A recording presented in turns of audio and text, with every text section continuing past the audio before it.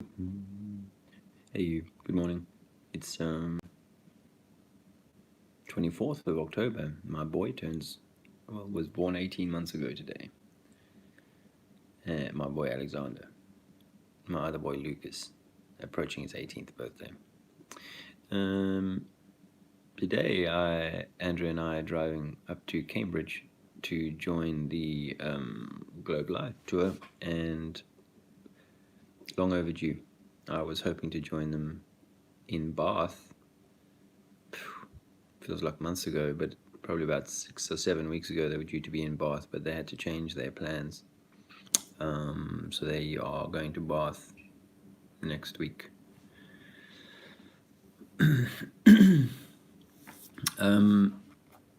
It's a full moon tomorrow or tonight, depending on where you are, and I was just outside looking at the moon, and it's nearly 6, 5:45 in the morning, and just remarkable how beautiful she looks, and it's always satisfying for me to see her do. Let me get something that's like this, to see her do this turn. And now, if you take that point that you see, this is what I call the mouth of the dragon. There's a mouth on the moon, and I've watched her tonight go from about there, and at the moment she's sitting at about there, the moon's mouth, or the dragon's mouth. And it's really rewarding to see that. People whose work I really admire, who've been looking into things like this for a long time, are still buying the bullshit that we're sold, that the reason that they see this is simply because it's changed its perspective in the space, and therefore it appears to do this thing of a roll. Can you honestly say you can model that? If you can show me a model, please, anyone, bring me a model that says you can take an object like this, hold it rigid in that position, for example, and move it to another place in the room, and for me to see that it's rolled from that position. The only way that you're going to do that is to turn. You can't take this across the room and say, oh, it's going to, because I've moved it over there, it's now going to be pointing like this or like this. No, it's not. The only way you're going to get this to do what you see in the sky is to actually twist it. All right. Now, I've got a moon rolls in the sky video. I did it a few weeks ago. It was well received by some thinking people, so I really commend that, or challenge you to watch it and debunk it. I'm not talking to the people who still think that water curves around, bends and clings to their balls. I'm not talking to you too much, if I can help it, because if you're not willing to open your eyes and ears to this stuff, I haven't got time. Here's my phrase. I do not have time for a meeting of the Ball Earth Society. We do not have time for a meeting of the Ball Earth Society. And, I can't put too much energy into that when I'm on the road, on tour. Drop some bombs. If people are open to hearing more, then give them more. But if they're not, I've made this mistake, or this learning, if you like, in speakers' corners. People want to draw you down their alleyway, and then you give them like, oh, ships go over the horizon, don't you know? But what if you take a telescope and you bring them back? They haven't actually gone over the water. But stars do this, or that, when we did this, we can't see that. And they'll immediately go to something else and just, brush off that their first proof, their primary reason to say that we live on a ball. Oh, but NASA's given us these fantastic photos. They're not photos, mate. They're images. And there isn't a single photo of Earth. But we haven't got, listen, you've just given me that as your primary evidence that you live on a ball. I've shown you evidence, or at least hinted at, or clarified in the case of the ships going over the edge. That's not what's happening. We can show you that. We can demonstrate that. We can repeat that. We can show you that what you think is curving, air, ground, or water from when you're at 30,000 feet is provably a flat, straight line of a horizon occulted with atmospheric kind of occlusion or lensing. And they'll immediately move on and go, well, I've just dropped my primary proof in the water and I'm not even going to look back and try and rescue it. I'm just going to move on to the next one. Well, that's just not damn good enough. We do not have time for a meeting of the Ball Earth Society.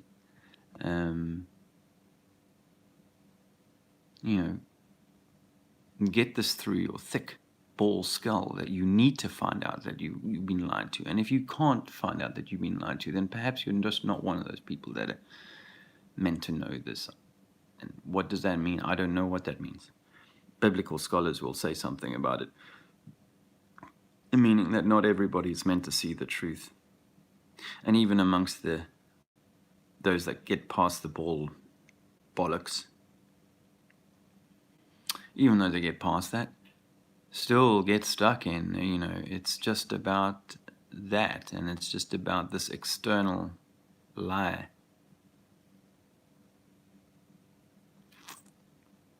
It has to be more. There has to be more. There is more. And I can only speak from my own experience in that, for a few months I got stuck in 9/11. For a year I got stuck in, flat Earth. Flat Earth and other hot potatoes. I got stuck there. And now, well, and then I started taking care of the softer stuff, the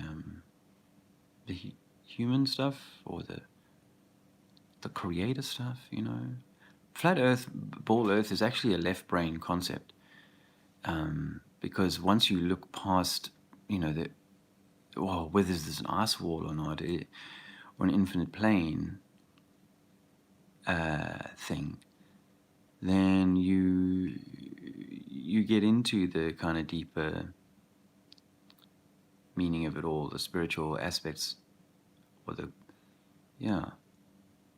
creator aspects of it, because squabbling over how the map looks and stuff like that is sort of like stuck in the mire, because if it's an electromagnetic torus energy field, or it's a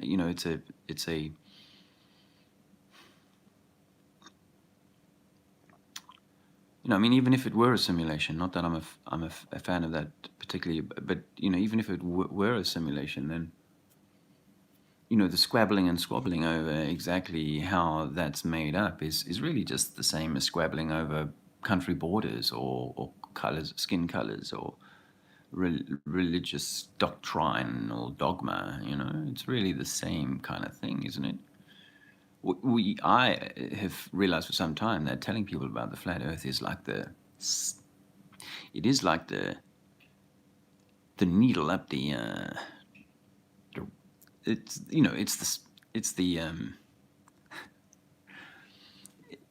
the kick out the pants that people need, to go shit. Because I know that people will just brush off flat Earth, but it's quite a stark thing. And for me, I probably heard about 9/11 as a conspiracy theory. I know I heard about 9/11 as a conspiracy theory years before I actually, found the stones to go and look at it, or whatever the requirement was for me to start looking. So, but flat Earth,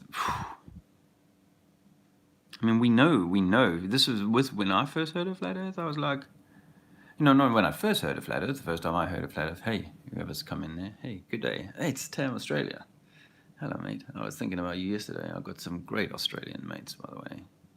fantastic Australian mates. I don't know if I've maybe one of them's gone over to thinking the Earth is flat. But why did I?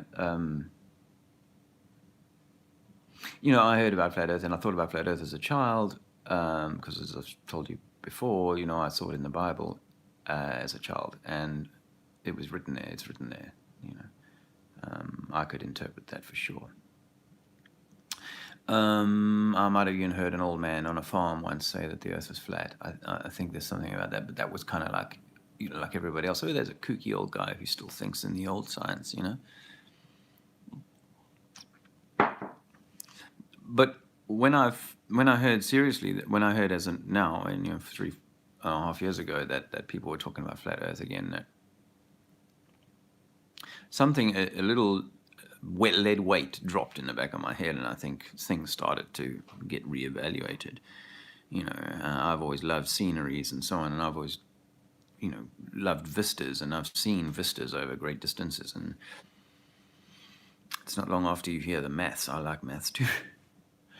Certain maths anyway, and the formula for curvature could not be reconciled in my mind. In my mind's eye, I could see many scenes that didn't fit the mathematics. So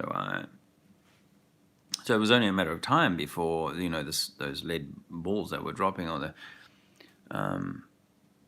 were going to create enough of a momentum for me to kind of say, shit, I need to look at this again, and that's how it was. And I think that's what I'm offering to other people, is that once you hear that this is something that people are taking seriously, some people are taking seriously. I know the news agencies and media agencies would prefer for us to be taken like kooks, but which is why I think it's important to present ourselves as well as we can when we're bringing this information to people, because if anything, we have to hold ourselves to the highest of standards, which is how I got to before the old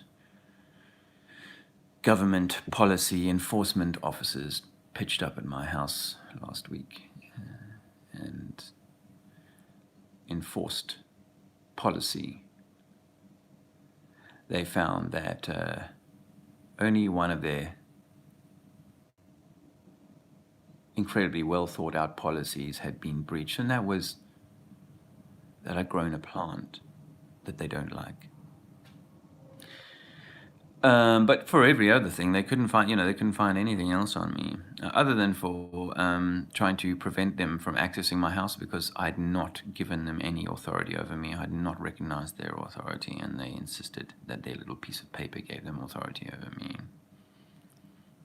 So they had to use their handcuffs to enforce their authority over me, and for that, I had to be penalized with a caution. That means that if I try and travel to America or to your country, Tam, Australia, the do-goody, order-following conformists out there, and Aussie is one of those countries that's particularly nanny state, they'll say to me, "Oh no, Mr. Mantle, yeah, we heard that you tried to prevent some of our friends over in the United Kingdom from entering your property. Yeah, how dare you do that? Hey? Since when did you think that you had the right to stop us from coming through your underwear drawer? You grow plants, you are our slave. So I'm afraid you cannot come to Australia, particularly as you don't think that we're hanging upside down like fruit bats." Sorry, I massacred the Australian accent there. The last time I did that, I was on a train coming down a mountain in Switzerland.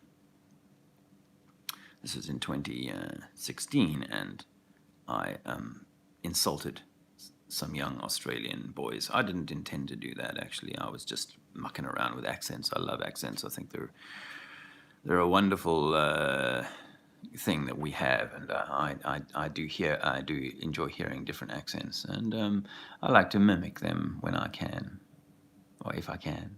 although they may not sound like the real thing to you. Damn, but I threw myself off my thread there. I need to get better at that.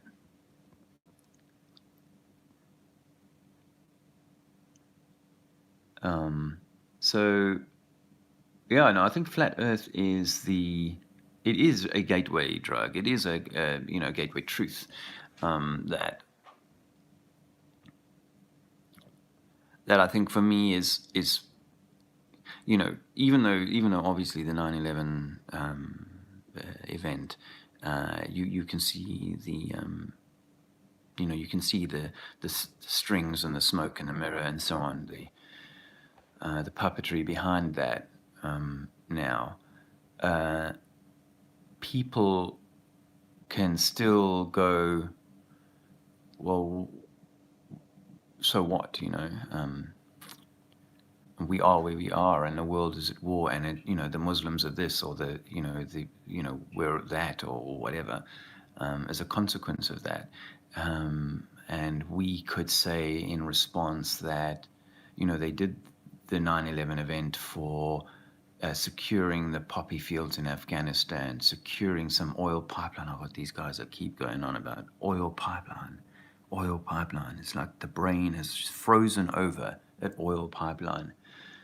There are myriad benefits to be gained from these events for sure, but there are myriad conspiracy lines of inquiry that are placed there. And so what they do, just for example, they'll give you 5 lines that you can kind of go down, and you'll get, 1 in 10 guys will just stay down each of those 5 lines, and that'll take care of, 5 good thinkers out of 10 will be like, take Elvis, or take any, major kind of situation. You'll have the Princess Diana thing, death, disappearance, whatever. You have so many different lines of inquiry, and you'll get people who will stay down that line of inquiry forever.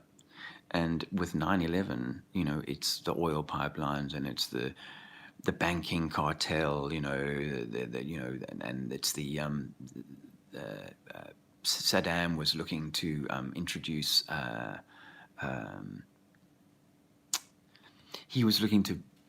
I forget now. It was something that he'd taken his oil off the dollar, and he'd started trading in something like that. And there's always Gaddafi. There's always other stories about these characters, and sorry, about these events, and about 9/11, for example.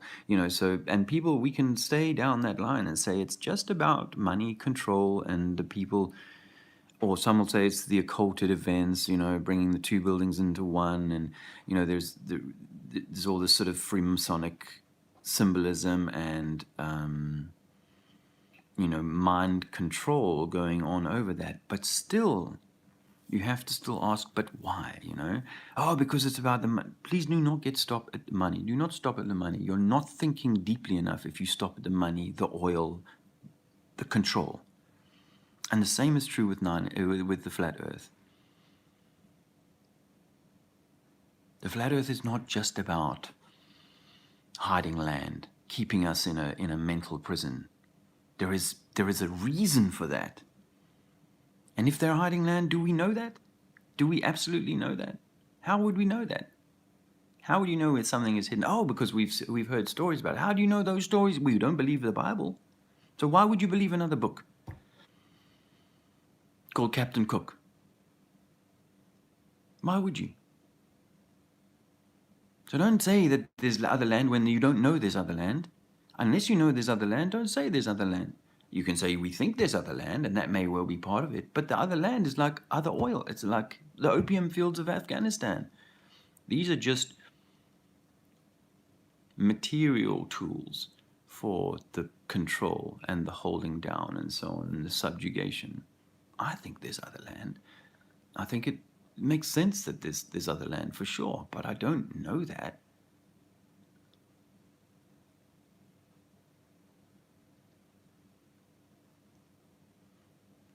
I think there's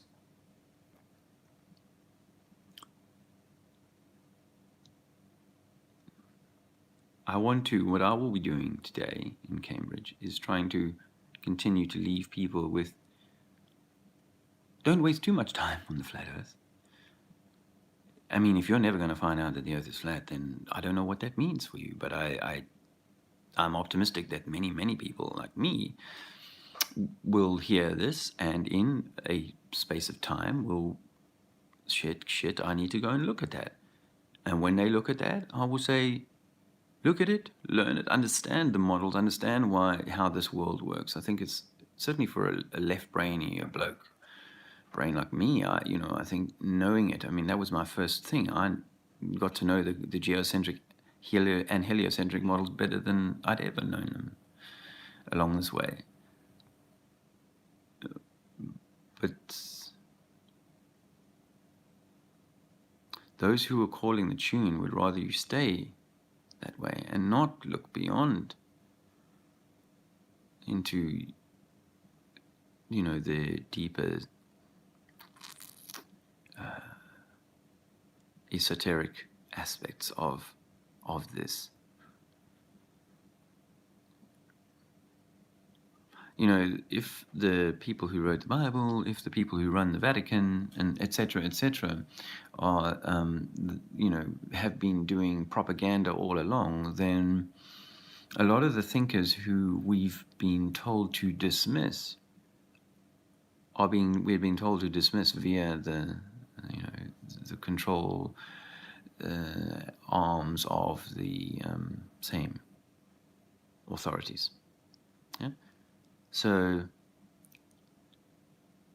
let's just say, like, Michael Jackson, for example. His name came to my mind the other day, and I didn't particularly, wasn't a fan or anything of the guy, but since recently I've been listening to certain lyrics, and his lyrics are among those that stand out as trying to tell us things that we probably need to know. Or are they simply just predictive programming? But I think there's things that we need to know. And he sings a song about, the man in the mirror.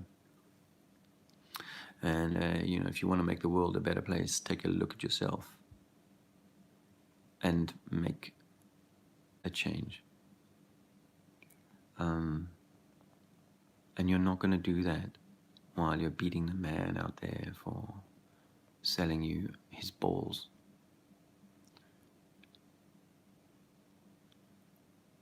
I can't help but think how it's so much homosexual kind of programming and all of that, eh?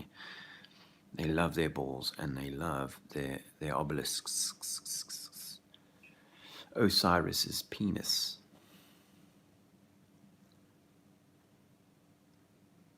Maybe that's why they're trying to chemically poison everybody to become bald, because it looks like a dome, doesn't it? Like the old helmet.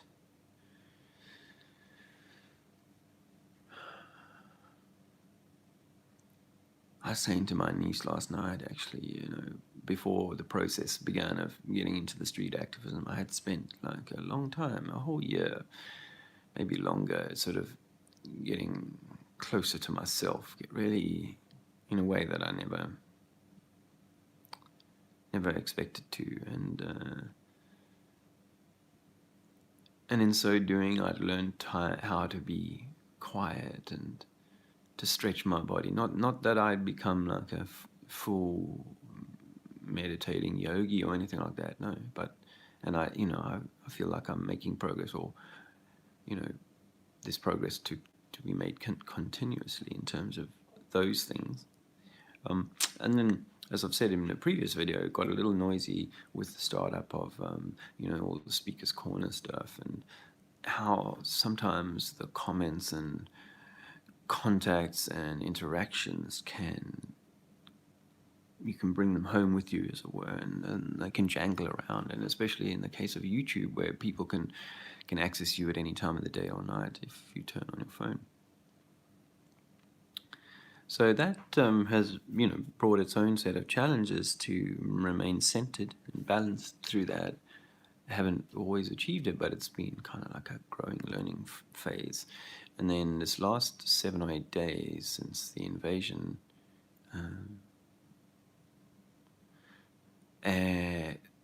the that has brought all of its own set of challenges and kind of keeping centered. And then yesterday, with the social services now feeling like they have to weigh in on us. It does bring that back into your thing. But I've done my stretching and had some lovely quiet time this morning. Is there a shade of paprika spice in the way that I feel right now because of what's happened? Yeah, sure. But this is what they call I think they call honing the skills or sharpening the tools for the task. And something I feel more inclined to latterly is to not hold back in terms of candor. And this may be uncomfortable, but we owe it to ourselves surely to reach that place where all we're trying to do is be honest, and all we're trying to offer is candor and clarity, and more than just stay with me and stay in the fight. And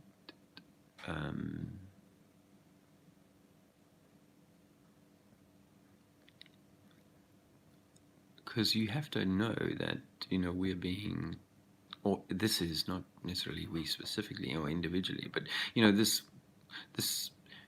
conversation is being monitored all the way through, and the release of it is controlled such that we will reach a certain fever pitch or a certain crescendo at a certain time, and it will then cause certain things to happen, good, bad, or otherwise, or whatever. My sense is that the game has been in play for such a long time. Our coming aware of it now is intended, but not unexpected, and therefore is intended to collectively lead people a particular way. And okay, so that may happen, and some people say, like my friend Martin Kenny, that in 2020, which is an interesting date, isn't it, where they give us 2020 vision, is like a watershed moment. And I'm not quite sure about what his say the specifics are, and he may not have specifics to say so much as that there's a watershed moment coming then, Nostradamus style kind of perhaps, but it may be that, and it may be like, well, when the tsunami comes, if you haven't got your ark together, or you have, it just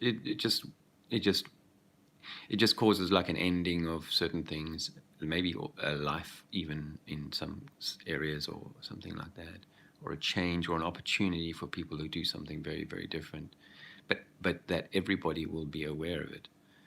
I'm not sure of that though, you see, because I think that the system is building itself up incrementally, and it's like a much longer game, but they like to have us thinking that there's an imminent change. So maybe there is an imminent change. I don't know. If there is, fine. If there isn't, fine. I think what's important is that you have made the changes within you. You've looked in the mirror, and you've begun to make those changes. I only really started three and a bit years ago to really make those changes genuinely, like daily, every day. And and I don't know that it matters that it's 3 years ago or whether it started 3 days ago. I know that I've made a lot of progress over that time, so I'm grateful for having had this time to get to this point. because the energies that are coming up, are sometimes very challenging. And I know that 10 years ago, I might have been suicidal at the concept or the prospect of some of the things that are arranged against us. So,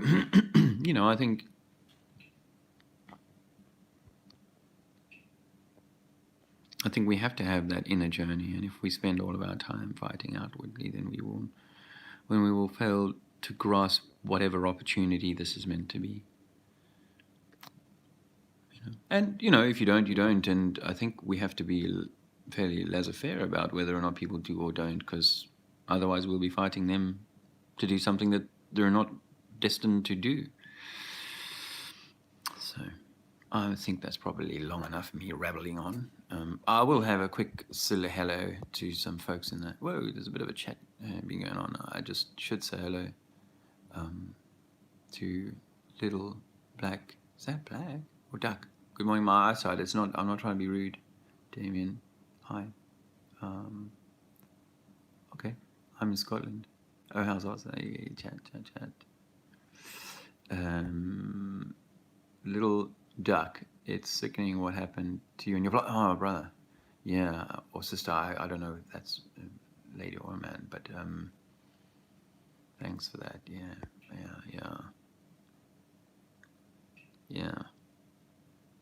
Sure, that one big plant I had, she was my, I got her out of the seed. She was she seeded in early June, and I spent quite a lot of time with her. She'd had an accident, and I'd grafted her, or I'd kind of tended to her, and she ended up being beautiful like that. I mean, I was actually going to, she'd like had this rib, double rib, almost like antlers, kind of, like this, because there was only a single stem, too thick for me to get my hand around, by the way. Single stem, and then these antlers, and I'd intended to, when I was ready to harvest, I wanted to harvest the whole plant out of the pot, wash the root off, the primary, root section, and then trim the arms to about 12 inches.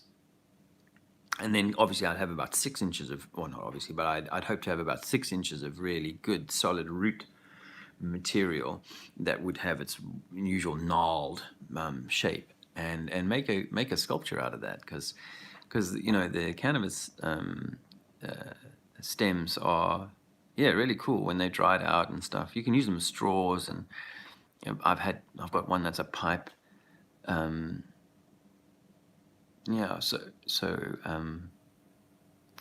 I was going to do that with her to keep her, because I had such a fondness with that plant, and I generally build up an affinity with my medicine. So that's a really crap turn of events. And right now I feel pretty crap about it, but inside me I know that it's actually, it's a powerful event, and it's therefore a powerful motivator to pursue this. And in my family, Andrea, she's, it's taken her a long time to really overturn the propaganda about cannabis, even though she's lived with me for so many years. She herself struggled with the ingrained indoctrination about it, and it's probably only in the last 3 or 4 years that she's also come across enough research herself to realize the lie. And over the last 2 years particularly, she's really kind of gone, okay, I can embrace cannabis as a food and a medicine. And so this event has just sort of crystallized her realization of the deep wrongness of our kind of current system, where certain entities, powerful, controlling entities, or rather entities that have stolen control from us are causing us this kind of malcontent. Not quite the right word, but I hope you understand where I'm coming from. So there was a few more people I should probably say hello to, and is that Tommy Rogers? Hey. Yeah, I'm not buying anything. Not even their 7 billion plus. Yeah. Do you know what, Tommy? I'm on the same page. I think about the number of people quite a lot. Yeah, I think we're possibly a lot less here. The Royal Parasites. Yeah, nice to see you, and nice to have had some guys here in the chat.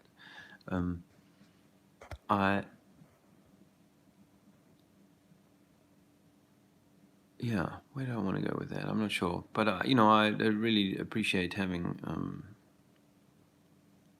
people come and join the thing here. I don't want to live too far in the future, and definitely don't want to live in the past. So I try not to make too many predictions about where I'm going, but I'm definitely going somewhere.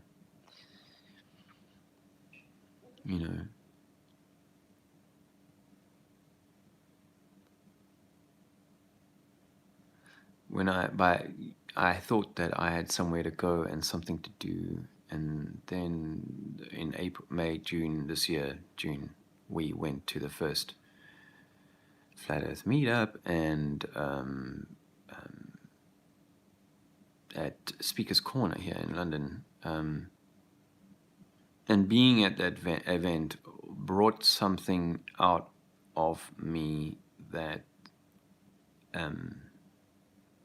I guess had been lying dormant. And I was among, some of the best thinkers in town that day, and, people who had the good fortune and just, I guess, the switched onness to have been there at that point in time. I'm sure there were plenty of other people who were nearly ready to join in, but hadn't quite got to that place, just like I was back when the first Oxford meet in 2015.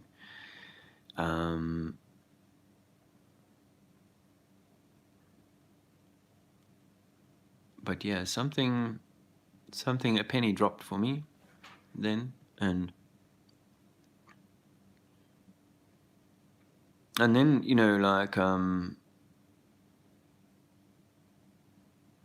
but then, and then I made a connection with Harry on the Globe of John Smith Globe Lie, that, and Roxanne, we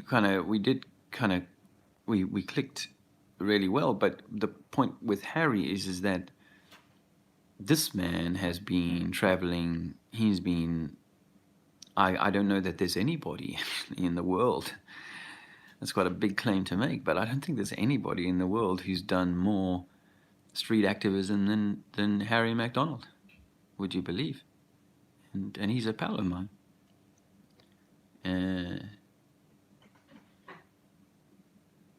We became friends. I mean, in this process, we become friends in this last few months, and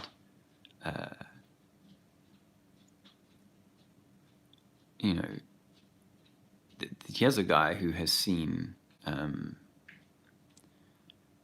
so much now in the flat Earth kind of story, and he has been on the front line for so long and for so much of the time, and has seen and met so many phenomenal people and incredible minds. I mean, there are geniuses out there that we see, savant-like in some cases, people who can put together information that is absolutely phenomenal, or with skills that are absolutely phenomenal. But this man, Harry, he regards me as somebody to be taken seriously in this movement, and and someone who is of value to this thing. So for a guy like Harry to hold me in such high esteem, is the kind of and I realized this now a few months ago that he was seeing something in me that perhaps I hadn't been able to see in myself. And I've always had that problem. Now I'm starting to see it for myself, and it's not a fucking look at me ego thing so much as it, come on, this guy Harry has been out there and seen thousands of people and spoken to hundreds of people who are in the flat earth, and I just happen to be in the right situation and with the right things to be one of those people who are going to be talking on this subject and others.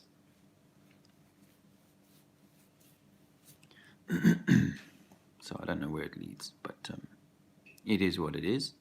I am who I am, and I'm going to be here pushing the envelope, encouraging people to go further than... Because, yeah, we've been lied to about everything, man. Don't do the vaccines. Don't do the, the processed foods. Don't, as much as you can, do the water. Don't do the water. Don't do any of it if you can avoid it. But don't stop there, Don't become a vaccine, anti-chemtrail kind of campaigner, and that's all you see in the world. Or all you see is the horror of the man and the horror of the things that they're doing to us. Because, yeah, get over that. They are doing horrible things to us. They are foreshortening our lives, but shit, they've been doing that to us for a very long time. Just because you got a wake of it now means you're going to spend your whole life fighting that. No, you might just as well stay asleep then. I mean, obviously you can tangibly, I think, make a difference to the length of your life and the quality of your life and the health of your life by staying away from the poisons and, living a virtuous life. I think that, but at the same time, stress of fighting the man, as it were, will mean that you don't put the energy into your love and into yourself and into, spreading that. Because, you see, at the beginning, I can say this from the beginning of my process of the first year, I was just going to go around telling people how awful it was, In a way, I was saying, this, that, they've been killing us, they've been doing this, they've been doing that, and so on. So that's, that's what we do. But I think we have to move through that to a place where we're not stoking the fear as much as we are, nurturing the love. So I'll end it like that. There's some stuff saying here, Harry is making flat Earth is real and doing it in such solid form. Yeah, makes us proud to stand behind and beside him. Yeah, Tommy, Jason as well. Roxanne holds it together as a awesome frontline team. Yeah. They're boiling frogs in a pool of water and they just turn up the temperature. Yeah. I mean, I think so, Tommy. I think that we can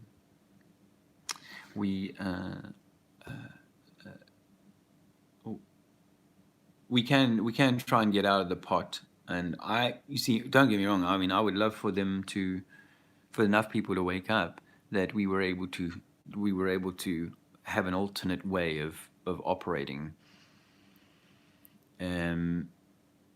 totally different way of operating, not a fiddling of the current paradigm, but a totally different way. But I'm also realistic, that it would take a significant change in a very significant number of people before that would be feasible, because you don't, let's just say you got 100 dogs in a cage and you feed them, we've said, you know, you only put 10 dogs worth of food in, you know, 10 portions of food. Where am I going with this analogy? Those dogs, if you do that for a while, will be so feral. And then if you sort of started putting in more food, they wouldn't change their behavior. You know, you'd still get dogs being feral. Anyway, my family's just getting up. So I'm going to say thanks for stopping by, friends, and all your commentary. If I miss some of your comments now, I am sorry for that. But I got to rock and roll, and I've got a long day, a bit of driving, and I'll see you in Cambridge in a few hours' time.